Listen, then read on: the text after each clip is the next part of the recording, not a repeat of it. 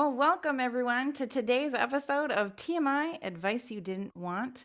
Today we're going to be talking about a lot of fun stuff. Let's be honest. I mean, we're just talking about how powerful we are as creators and what you may or may not know that you're actually capable of when it comes to being that powerful creator. So, it's going to be a fun one. This is one of my favorite topics, to be completely. I think I say that every time, but this one really is a good one. But in case we haven't met, my name is Karin Angelly. I'm one of the co-hosts here, and like I said, I'm excited about this. Who's not excited about being a creator? Yes, my name is Ashley, and that was always one of my favorite quotes is the best way to create your future, or sorry, the best way to predict your future is to create it. And it really is pretty cool when you understand how powerful you really are. Yeah. And at the end of the day, like, I think it's a crying shame, in my opinion, that we don't teach our kids at a young age how powerful they are. Like, Mhm. what a big deal it is to be a powerful creator. And like, Ashley, you have a really good story that really exemplifies you being that person that wants to teach kids what Yeah. it looks like to be that powerful creator. So share your story and then we can kind of like dive into it and talk about how we can do it on a Mhm. practical level too. Yeah, well, I think it really comes down to the whole like wishing and knowing part of it. Like we've talked a little bit of like our faith deconstruction and how like a lot of it goes into like praying for someone else. And so we were on a family trip in Washington at Olympic Park, and it's one of the rainiest places in the world if you guys have ever read Twilight or anything like that. Um, and so we went there and the kids were like in awe, loving the sea stacks and the greenery and everything. It's kind of like a little Jurassic Park, even.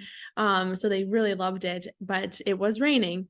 And so my middle child, Atticus, was like, "Oh, I really wish it would stop raining." And they're like, "Oh, yeah, me too, me too." And I was like, "Well, let's not wish. Like, you guys are powerful enough to make it stop raining." And they're like, "Oh, okay." I'm like, "So tell it you want it to stop and thank it for stopping, like have gratitude as well."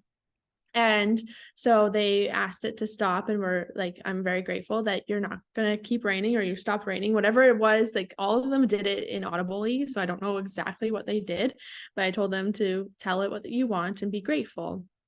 And it literally stopped raining within, I would say, like a minute. And it was just like, that's hilarious, but like so cool for them. And they're like, "Oh my gosh, it stopped raining."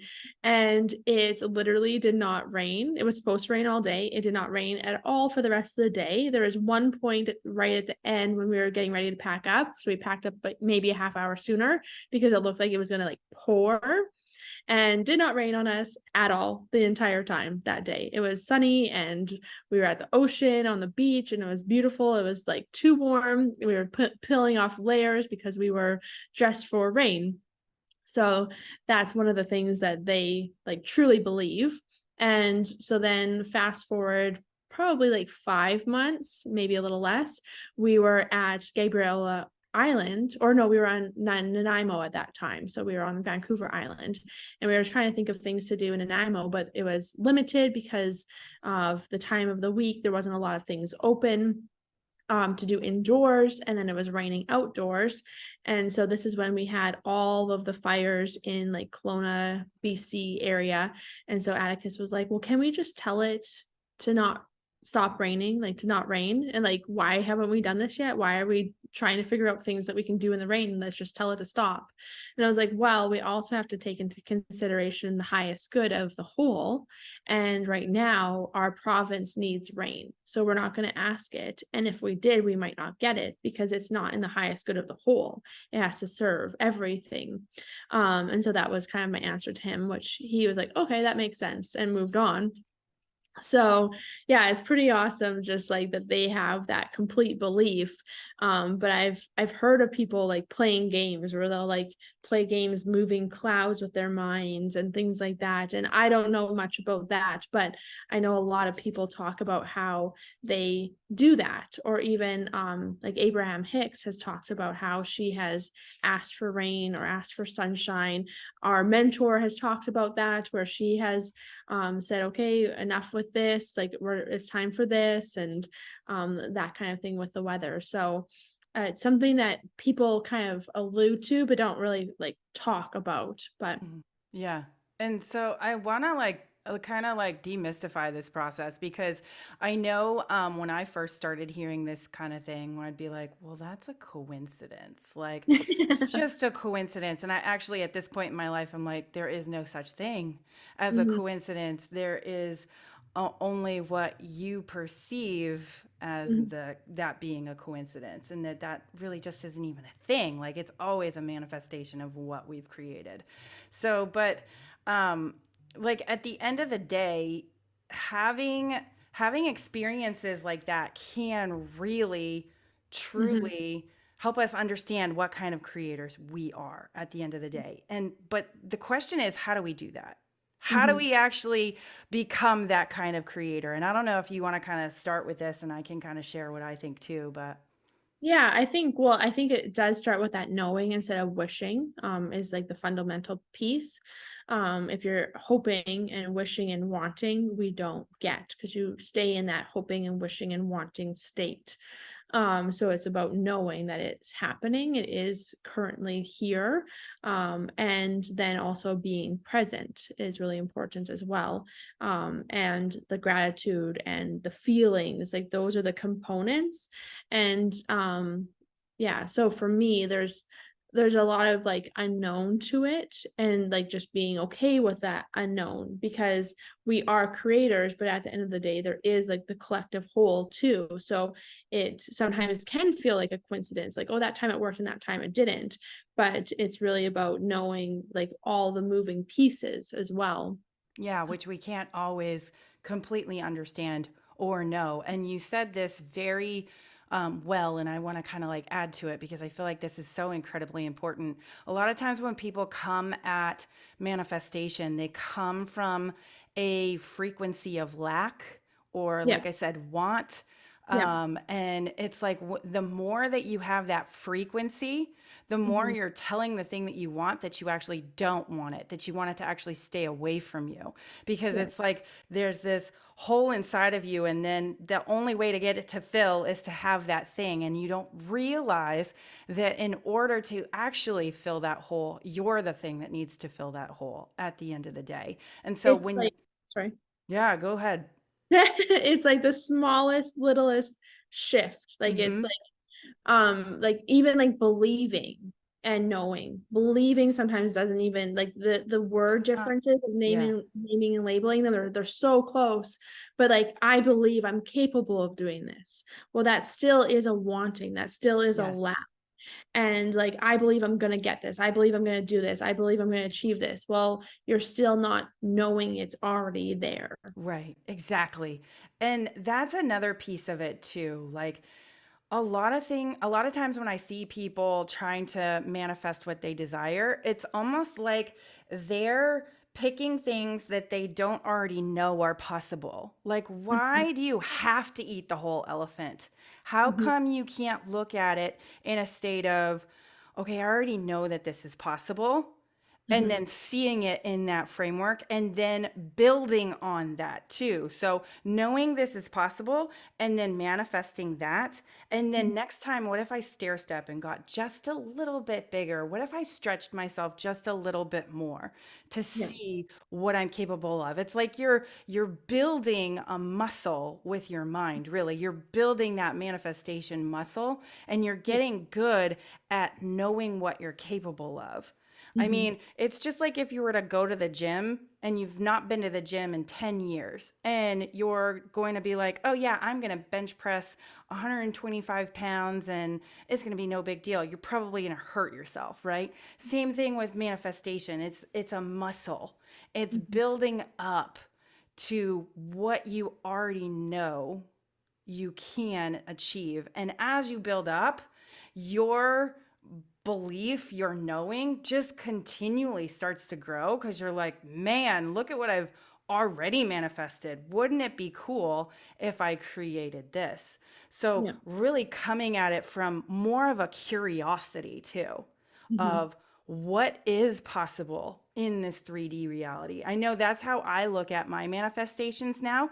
In the beginning, it was like more material manifestations, and it still is. But for me now, it's more of a curiosity of what is possible. Is there Mhm. really weird stuff that I could start to manifest and create? And that has happened because I've been really building that manifestation muscle of Yeah. curious, what can I create? What kind Mhm. of weird stuff can I make possible in 3D reality?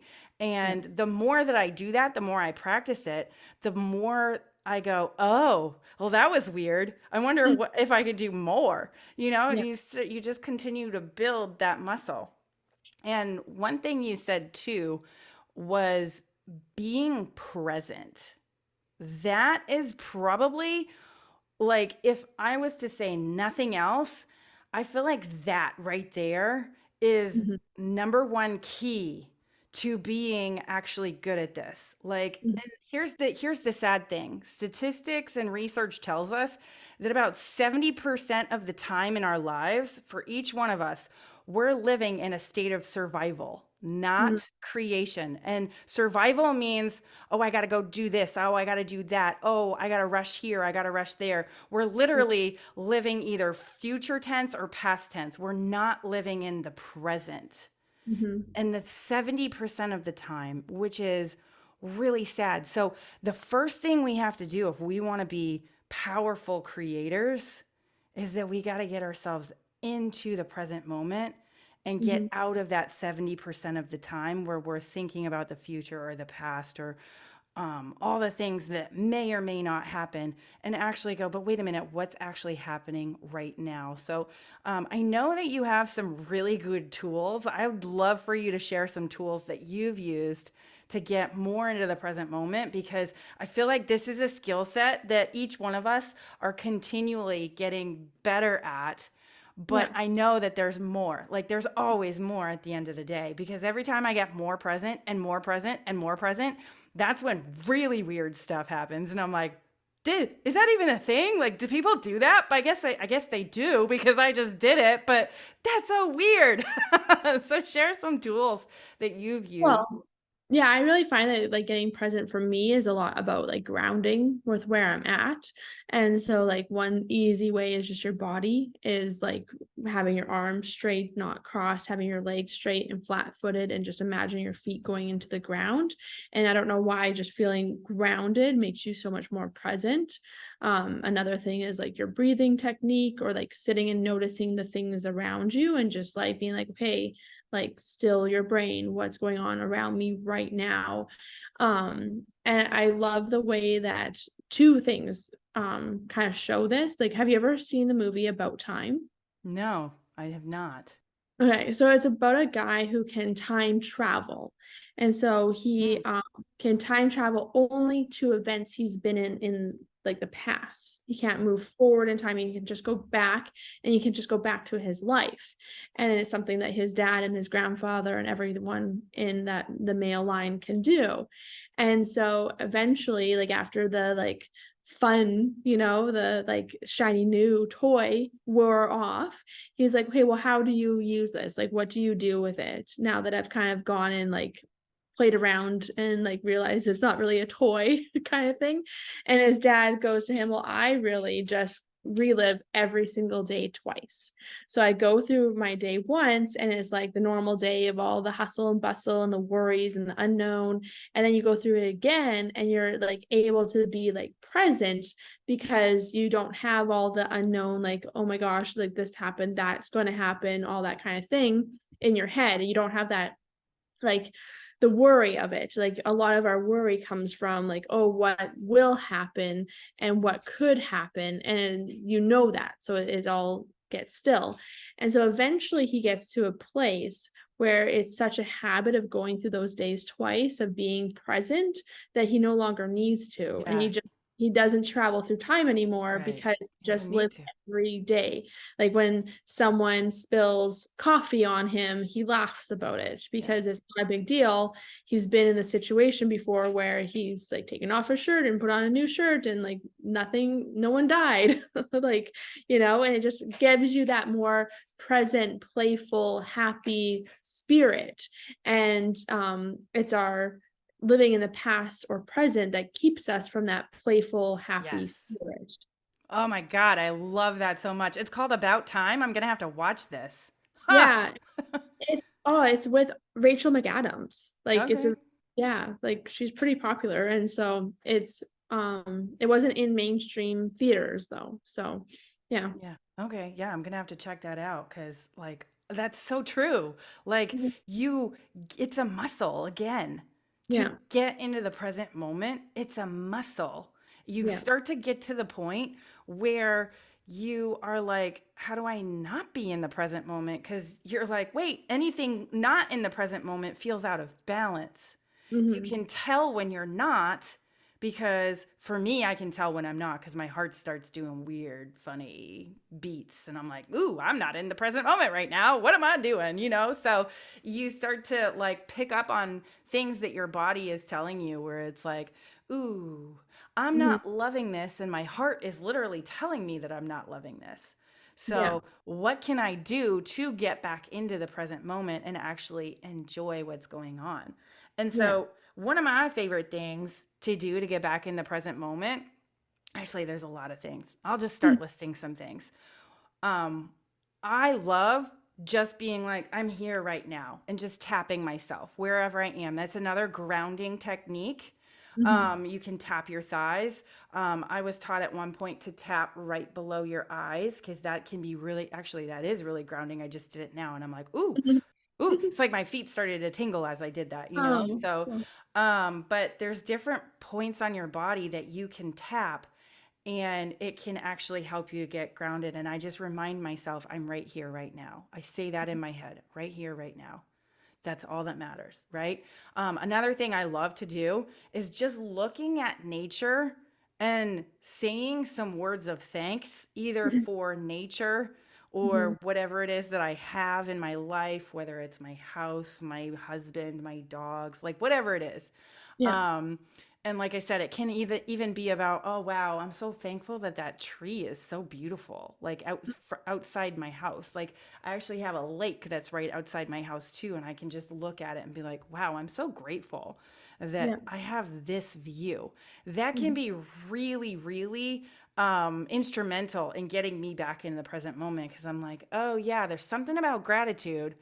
Yeah. It instantly raises your vibration and Hmm. it instantly causes you to pay attention to what's going on in front of you. Like For sure. there's something about that that just is just an instant Hmm. game changer. I also do a lot of breath work. Okay. A lot, like all throughout the day. This isn't like a one and done thing. Like I think some people look at getting in the present moment as a one and done thing. And it's like, no, it's a consistent throughout the day thing. And that's the reason I have so many tools in my tool belt because sometimes I have to do different things to Hmm. actually snap myself out of the future pacing or the past pacing that I'm trying to do, whatever I'm feeling in that moment, right? So, but like my breath work is as simple as inhale for 5 seconds, exhale for 5 seconds. And I don't know if I've talked about this on this podcast, but literally, okay, I did. Okay, but you're literally resetting your nervous system when you're Hmm. doing that. It's like a complete balance.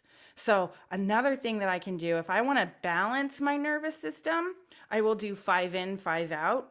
If I notice that my fight or flight or my oh my god everything's on fire is like happening in my nervous system and I want to balance that out, I want my calm, I'm then going to inhale for 5 seconds but exhale for 8 seconds. That's Hmm. actually going to ask my parasympathetic, which is my calming part of my nervous system, to start taking over. And so Hmm. sometimes I'll find myself needing to do that Yeah. because whatever's going on needs a little bit more of a boost. And Yeah. so I just kind of notice. And Mhm. this is not like I woke up one day and knew how to do this. This is like I practiced and I tested. Like Yeah. that's the thing that I want more people to understand. This isn't like a exact everything that I do is going to absolutely work for you. There's a lot of scientific stuff in what I say Yeah. because like I do a lot of research on the things that I do and I want to make sure Mm. like am I actually truly balancing my body? Yeah. But you still want to test things for yourself. Mhm. What works? What's the most effective? And then Yeah. for me, at the end of the day, the most effective out of anything I possibly could do is meditation. Like, Yeah. I mean, the thing is that sometimes I don't have time to Mhm. do a meditation. And so I'll be like, okay, I'm going to do some breath work and I'm going to put a pin in this and be like, okay, I really need to get back to this and actually work on this emotion or feeling that I'm experiencing during my meditation so that I can have a plan for the future of when I feel like this again. Yeah. So, but those are just some of the tools in my tool belt. I feel like I have so many others, but those are some of the, in my opinion, most effective that I've tried. And the Mhm. thing is that it's really just about getting your body back into that present Mhm. existence of what's going on because that's the only place you can actually create from. For sure. I Yeah. mean, I know you've seen it too, Ashley. Like you see people that are like, I don't know how come I'm not manifesting anything new in my life. It's Mhm. because you're living in the future or the past. Yeah. I don't know how else to say that. Mhm. I wish I could be like, you're just living in the future or you're just living in the past. Like, and look at your emotions. Like, anxiety is future fear pace, Mhm. depression is past fear paced. So Mhm. ask yourself, what is it that you're feeling? What are you experiencing in your body? Because your Mhm. body's telling you. Yeah. We go through life and we think that we're so blind, but Mhm. our body is probably one of the best tools to Yeah. actually teach us how to Mm. do a lot of these principles. Yeah.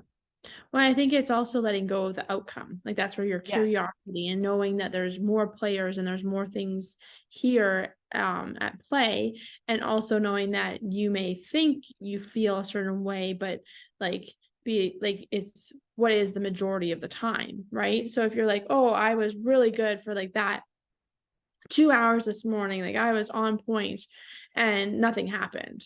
Mm. And I'm like, okay, well, now you're saying nothing happened. So now you're Right. coming from a place of lack. Lack. And is that how you're going to carry out the next 22 hours? Because that's what you're going to keep getting. It's not about where you're at for 2 hours, it's where you're at for the 24 hours. And so a lot of people forget that because they can be really good for Mhm. a short period of time, but not like the full amount of time. And like, what are you talking about with other things? Like, are you talking about like do you have road rage? Are you complaining about the weather? Are you complaining about how your kids aren't listening? You know, all of those things are low vibrational frequencies. So you're not going to pull in. So even though you were at a high place for those 2 hours, the rest of the day was low vibe. So it cancels any of that high vibe out, in the sense that it's not where you're at the majority of the time. Right. Yeah. And so, and actually noticing what are your thoughts and feelings? What are you saying? And Mhm. actually getting really present to those things can actually be a huge factor in helping you with what you just said, Ashley. And that's like, that's the piece of the puzzle that's so Mhm. important. And that's where the whole, it's the manifestation muscle, like I said. You're not going to be good at this on day one. That's just like, unless you've already, if you grew up in a household where this was a natural practice, you're Mhm. probably going to be pretty good at this. But the majority of us, like I grew up in a household where there was a lot of low vibrational, like lack feelings that would Yeah. come up and generational things passed down to me as a result. And Yeah. so now I have to look at those things and go, wait a minute, like I Mhm. can't think 1 second, oh, I don't have XYZ, and the next second think, oh, I have XYZ.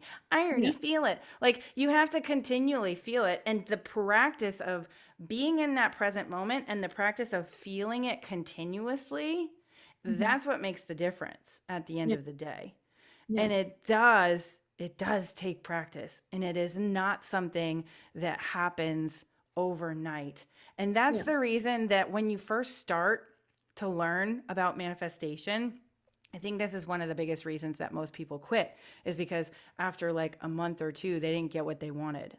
And so they're like, well, manifestation doesn't work. And it's like, but did you actually change?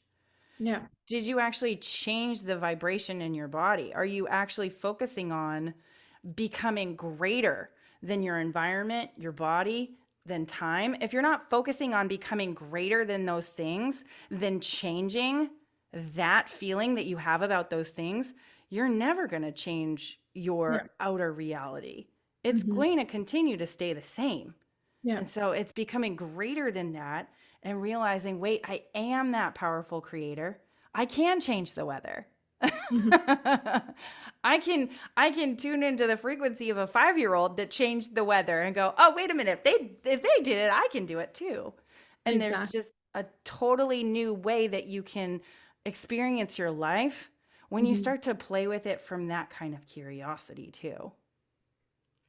It's just Well, there's really cool. unlimited potential. Yeah, absolutely. Yeah. And you start to in my opinion, you start to realize that your potential is unlimited at the end of the day. It's like, "Oh, I was the one that put the limit on it. Mhm. I Yeah. was the one that said it wasn't possible for me to get rid of XYZ disease, or it wasn't possible for me to become a millionaire. It wasn't possible for me to start seeing things that were unseen or unknown. I was the one that decided that. So, Mhm. how do I undecide that? And it Yeah. takes a lot of unwiring, and it takes a lot of reminding yourself. This is Mhm. probably one of the biggest reasons that I meditate every single day, because it's a reminder to myself about how powerful I am as a creator. Yeah. That daily practice of getting into the present moment in my meditation, so that when I'm outside of my meditation, I can Yeah. go, wait a minute, what did it feel like when I was in the present moment this morning or Yeah. this afternoon when I did my boost or whatever meditation that I'm doing? Like, what did it feel like for me to get back into the present moment? I want to be there again. I Yeah. want to feel that feeling once again. So, Mhm. yeah, it's one of those things that um, it takes lots of practice, lots of okay. I got to be honest with myself here. I'm Mhm. the one that's creating this frantic, frazzle, whatever feeling that I have right now. And when you get honest with yourself about that, that's, in my opinion, like, that's step one. Yeah. Just noticing that that's happening, and then Mhm. going, is this how I want it to stay, or do I want to change? Do I actually want to work on becoming greater than my Mhm. environment, greater than my body, greater than my time? Yeah. And Well, I that's think we surround ourselves with like-minded things and people and situations. So then it's also going to mean letting go of a lot of that as well. And so some people have to not interact with family, and some people have to cut out friends that are really important to them. And like a lot of the times it happens naturally. It's not Mhm. like a really abrupt thing where you just are going in two different places. And so you'll start to realize, okay, like if I want to go in this direction, I'm going to have to surround myself with things that support that. And that's part of being the powerful creator, because if you're constantly with people that want to be complaining and stuck in the past and fearful of the future, you're going to have a lot harder of a time to change that in yourself. Absolutely. And that's where actually noticing the people around you is so important. What's coming out of their mouth, Mhm. because whatever's coming out of their mouth may be reflected in what's coming out of your mouth as well. Yeah. So I definitely look at my environment for cues also, as to what do I need to work on? What is Mhm. it that I can start letting go of, Yeah. that maybe they're saying something and it's like, okay, do I actually believe that to be my reality as well, or can I say no, thank you? Mhm. I actually don't believe that anymore. I don't Yeah. believe that I'm limited Mhm. to time and space anymore. Like, I believe that I'm capable of creating outside of time and space. Um, and so you said something really good, and I lost my train of thought on what it was that I was going to keep going with. Oh, it was so good. Ugh. Can you? but but I mean, one thing that I hope that we can leave everyone with is that you gotta keep getting into the practice of this Mhm. present moment, getting grounded, getting um, getting your whole being back in the present moment. And so, okay, so here's something we didn't talk about. I think this would be a really great way to kind of wrap this up. But how do you actually know when you're not in the present moment? Well, you're gonna have those low vibrational feelings. So if I'm not present, my irritability is through the roof, especially with kids. Like when I'm thinking about all the things that need to be done, like how the house isn't clean, I have to make breakfast and lunch, and then like we have activities or people coming over, and I'm all over the place, then any little thing that disrupts me being in that process of being all over the place is irritating. It's like, no, like I'm not here, so you bringing me back to here is irritating. um and then you're also going to have other feelings like negativity, around like anxiety, like how you mentioned anxiety is future based, depression is past based. So any of those emotions are a really good sign. If I'm truly present, I'm a lot more peaceful, and Mm. that's like one of the biggest indicators is I feel like I'm just here, like the about time. Like you can just roll with the punches. Like it's like, oh, that happened, no big deal. This is an easy fix, or if not, we'll figure it out. Um, and for me, like this is kind of an extra story. So I just went to court for a 3-day trial on Monday, and get there and had no idea this could happen, but I was so present because I had to be. Like I knew like every single thing I was doing the day before and that morning was making sure I was present and there and going to be able to perform at my best. And so when we found out that there was a good chance of it adjourning, I laughed, like hysterical, laughed, smiled from ear to ear because it doesn't fucking matter. And I was so present. Yeah. So I was just rolling with life. And I think that's the biggest thing. If you're feeling negative emotions, you're not truly present. When you're truly present, you're able to see everything as not important, if Yeah. that makes sense. Yeah, you start to take life not so seriously anymore. Because let's Mhm, be honest, it's really not that serious. We make it way more serious than it needs to be. mhm, And you can actually start looking at your life from a whole different level. And you mhm, can start laughing because you're like, oh, who could have predicted that? That's hilarious. And like, there has been things that my husband and I have manifested, especially recently, where it's like we will look at each other and just laugh because we're yeah, like, how did that even happen? Is that even a thing? I guess it is because it happened, you know? yeah, Like, it's just, it can be wild what can happen when you do get super present. I know for me, I shared this a little bit, but I can always tell when I'm not present because I will start to put a list in my head of all the things I need to do, and I start going through it once, and then I go through it again, and then I go through it again, and then it's like this repeat, like, and it's like I don't need to do that, and I literally will say to myself out loud, stop it. yeah, Like, you need to be doing that. That's not healthy. That's not good for you. That's not good for your brain. Your brain does not want to be ruminating over all the things that could go wrong or might happen or all the list of things that you have to do literally makes you sick when you yeah, do that. yeah, So for me, I can always tell, like I said, my heart starts beating funny. I'm mhm, like, that's not normal. And the thing is I did not notice a lot of these cues mhm, 5 years ago. Like yeah, that was not my reality. yeah, My reality was to live in the 70% of survival time. Like I was just literally, I was probably 100% in survival yeah, because I was just go, go, go, rush, rush, rush. I wasn't paying attention to what was happening around me. And the thing is that when you actually do get present back to the moment, you Mhm. start to see the things that you missed before Yeah. that were giving you cues as to what is my next step? What Mhm. is the next thing that I need to start moving forward with? Instead Yeah. of like this you're like rushing through life, you're not paying attention, and sometimes you get paralyzed too and you don't do anything because you're like, well, I don't know what to do. I sometimes it would drive me nuts when I was a super Christian, and I would hear people be like, well, I need to go and talk to God about it. It's like, I'm sorry, God's already told you the direction forward. I'm sorry. That's already been cued to you. It's Yeah. already displayed in Mhm. your reflection of what's going on.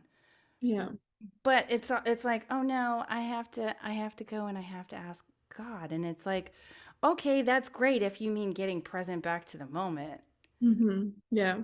Well, I remember I always struggled with that one too because people were like, "Oh, if it's meant to happen, it will happen," and I'm like, that doesn't really work. Like if it's God's plan, it's going to happen. Like, there's distractions, there's things that just happen. Like I don't know, it really rubbed me the wrong way.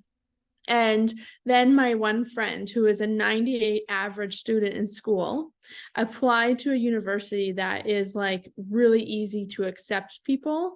And she only applied to that one school.